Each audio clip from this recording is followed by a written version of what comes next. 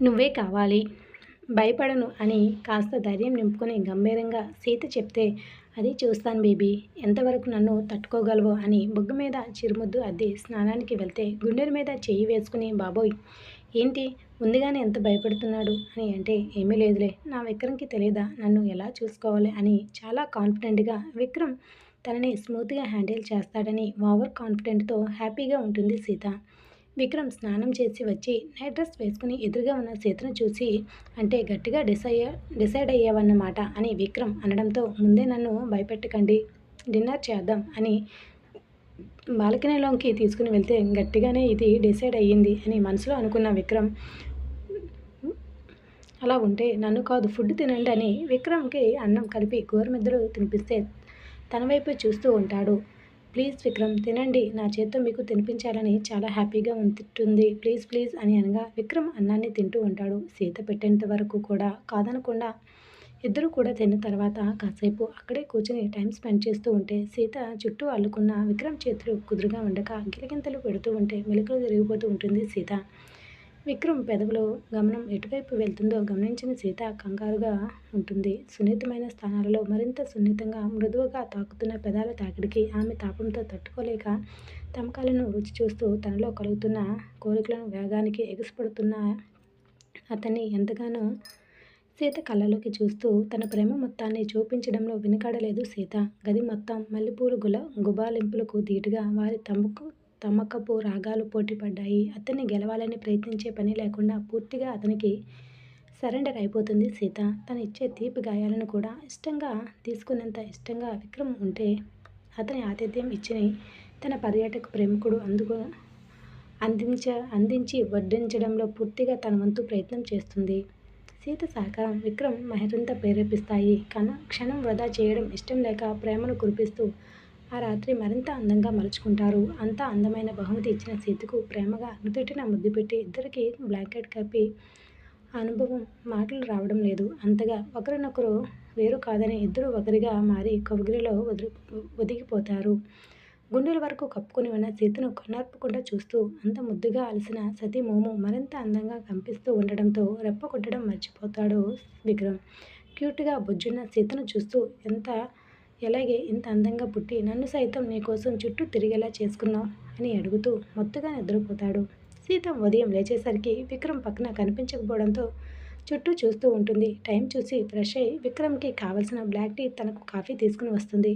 రాత్రంతా heavy workouts చేయడం వల్ల ఎర్లీ మార్నింగ్ నార్మల్ చిన్న ఎక్సర్సైజ్ చేస్తూ ఉంటే సౌండ్కి వెనక్కి తిరిగి చూసేసరికి వైట్ షర్ట్ మాత్రమే వేసుకుని క్యాట్ వాక్ చేస్తూ వస్తున్న సీత కనిపించి కళ్ళు చిన్నవి చేసి తన వైపు చూస్తూ ఉంటాడు. ముందు వచ్చి ట్రే తీసుకుని పక్కన పెట్టి నడుం చుట్టూ చేతులు వేసి దగ్గరికి లాక్కుని ఇలాగే వెళ్ళావా కిందికి అని అంటే నీకేమనిపిస్తుంది విక్రమ్? ఇలాగే నేను కిందకి వెళ్ళాలని నువ్వు అనుకుంటున్నావా అని అంటే అంత డేర్ చేయవు నాకు తెలుసు. ఏంటి అవతారం నన్ను మరింత రెచ్చగొట్టాలని రాత్రి నుండి ఫిక్స్ అయ్యావా? పోనే పాపమని వదిలేస్తే ఇలాగే నన్ను టెంప్ట్ చేయాలని ఫిక్స్ అయినట్టున్నావు అని అంటే నేనా ఏం చేశాను విక్రమ్ అని ఏమీ తెలియని నంగిర సీత అడిగితే ఈ ఎక్స్ట్రాలు వద్దు బేబీ నీ ఒంటికి మంచిది కాదు అని అనగా టీషర్ట్ని పట్టి లాగుతూ గారాలు పోతూ ఉంటుంది సీత. పక్కన పెట్టిన బ్లాక్ కాఫీ తీసుకుని వైట్ షర్ట్లో సీతను చూస్తూ ఉంటే దెబ్బకి విక్రమ్ వెనక్కి వెళ్ళి అలా చూడకు అని తన వెనక్కి నుండి హత్తుకుని తన కాఫీ తాగుతూ ఉంటుంది. ఇద్దరు కాఫీ కప్స్ పక్కన పెట్టి జిమ్లో ఉన్న విషయంలో పని లేదు అన్నట్టుగా ఎదురుగా ఉన్న పాలరాతి శిల్పంలా ముట్టుకుంటే జున్ను ముక్కలా మెత్తగా సాఫ్ట్గా ఉండే సీతను అమాంతం మీదకు లాక్కుని మెడవంపులో పెదాలను అద్దుతూ లుకింగ్ సెక్సీ బేబీ హస్కీగా వచ్చిన విక్రమ్ వాయిస్కి వెన్నెల్లో వణుకు పుడుతుంది సీతకు. ఏదో విక్రమ్ను ఉడికిద్దాం అనుకుని అక్కడ ఉన్న విక్రమ్ షర్ట్ అయితే వేసుకుంది. కానీ ఇప్పుడు ఏమీ చేయడని కాన్ఫిడెంట్తో. కానీ ఆ షర్ట్ వేసుకుని తను ఎంత పొరపాటు చేసిందో 2 గంటల తర్వాత సీతకి పిక్చర్ క్లియర్గా అర్థం అవడంతో నైట్కి ఏం వేర్ చేయాలో విక్రమ్ చెప్తే బాబోయ్ నా వల్ల కాదు మరి నిన్ను ఎప్పుడు ఇలా టెంప్ట్ చేయను సారీ అని మహాప్రభో అని సీత క్యూట్గా ఎక్స్ప్రెషన్ ఏమీ లేకుండా దివాలుగా మాట్లాడుతూ ఉంటే లేదు బేబీ ఈ ఐడియా ఏదో బాగుంది అందుకే ఆ డ్రెస్ నువ్వు వేర్ చేయాలి నిన్ను చూడాలి అని అంటే ఏడుపు మొహం వేస్తుంది సీత. పట్టుకుంటే గట్టిగా చుట్టుకున్న బ్లాంకెట్ని పట్టుకుని బెదురుతున్న చూపులతో విక్రమ్ వైపే చూస్తూ ఉంటే స్నానం చేస్తా బేబీ నీకు అస్సలు ఎనర్జీ లేదు అని అంటే వద్దు బాబు నేను చేసుకుంటా ఆ మాత్రం మీ సాయం నాకేమీ వద్దు అని అంటే అలా ఎలా వదిలేస్తా వాడుకొని వదిలేసే రకాన్ని కాదు నేను కేర్ చేయడం కూడా నాకు బాగా తెలుసు అని సీతను అమాంతం ఎత్తుకుని బాత్ టబ్లో దింపి మసాజ్ చేస్తూ తన బాడీ పెయిన్స్ తగ్గే వరకు బాడీకి మసాజ్ చేసి నిలువేడి వాటర్తో స్నానం చేసి బాత్రూమ్ కట్టి బయటికి పంపించి ఆరాంగా విక్రమ్ కాసేపు చల్లని నీళ్ళతో స్నానం చేసి తీరిగ్గా బయటకు వస్తాడు. స్నానం చేసిన తర్వాత సీతకి ఒళ్ళంతా తేలిగ్గా అనిపించి కిందకి వెళ్ళి విక్రమ్కి ఆల్రెడీ ప్రిపేర్ చేసిన బ్రేక్ఫాస్ట్ని గదిలోకి తీసుకువచ్చి తన కోసం ఇడ్లీ అలాగే చట్నీ సాంబార్తో తింటూ ఉంటే విక్రమ్ మాత్రం ఓన్లీ డైట్ ఫుడ్ మాత్రమే తింటాడు. వన్ బైట్ అంటూ ప్లీజ్ అని విక్రమ్కి ఇడ్లీ పెట్టినా నో అని తినక తన ఫుడ్డే తింటూ ఉంటే ప్లీజ్ విక్రమ్ ఎందుకు ఇంత పిచ్చి డైట్ ఫాలో అవుతూ ఉంటావు, చిన్న పీస్ ఏమవుతుంది చెప్పు అనగా నేను తినను అని చెప్పి ఫుడ్ మాత్రమే తిని సీత పెట్టినా కూడా తినకుండా మీటింగ్ ఉందిరా సరేనా అర్జెంట్ ఆఫీస్కి వెళ్ళి వస్తా అని చెప్పడంతో సరే అని చెప్పి విక్రమ్ అప్పటికే ఆలస్యం అవడంతో సైడ్ హగ్ చేసుకుని అక్కడి నుండి యశుకి ఫోన్ చేసుకుంటూ ఆఫీస్కి బయలుదేరి వెళ్తాడు.